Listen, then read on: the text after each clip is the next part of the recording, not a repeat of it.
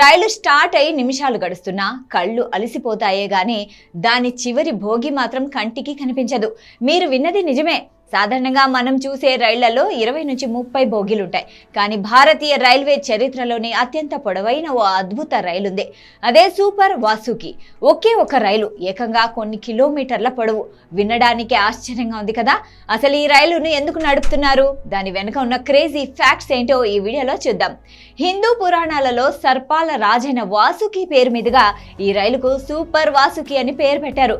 దీని పొడవు అక్షరాల 3.5 కిలోమీటర్లు. అంటే దాదాపు 4 విమానాశ్రయాల రన్వేలను ఒకదాని పక్కన ఒకటి పెట్టినంత పొడవన్నమాట. ఈ రైల్లో మొత్తం 295 బోగీలుంటాయి. ఇది మోసుకెళ్లే బరువెంతో తెలుసా? సుమారు 27,000 టన్నులు. ఇందులో కేవలం బొగ్గు మాత్రమే రవాణా చేస్తారు. దేశంలో విద్యుత్ కొరతను నివారించడానికి పవర్ ప్లాంట్లకు వేగంగా బొగ్గును చేరవేసేందుకు సౌత్ ఈస్ట్ సెంట్రల్ రైల్వే ఈ ప్రయోగాన్ని చేపట్టింది. అయితే ఇంత భారీ రైలును లాగడం ఒకే ఇంజన్తో సాధ్యం కాదు.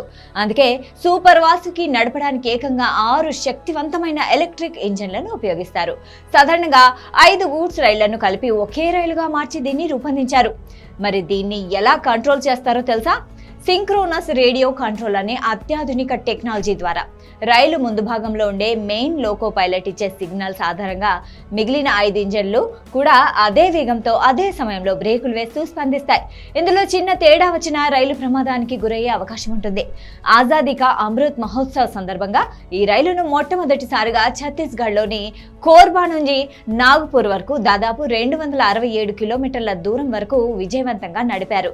ఈ రైలు ఒకే ట్రిప్ లో రవాణా చేసే బొగ్గుతో ఒక రోజంతా 3000 మెగావాట్ల పవర్ ప్లాంట్ను నిరంతరాయంగా నడపొచ్చు. అంటే లక్షలాది ఇళ్లకు ఒక రోజుకు సరిపడా కరెంట్ను అందించే ఇంధనాన్ని ఈ ఒక్క రైలే మోసుకెళ్తుందన్నమాట.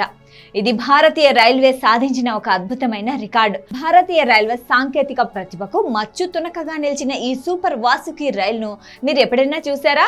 లేదా ఈ విశేషాలు మీకు ఎలా అనిపించాయో కింద కామెంట్స్ లో చెప్పండి.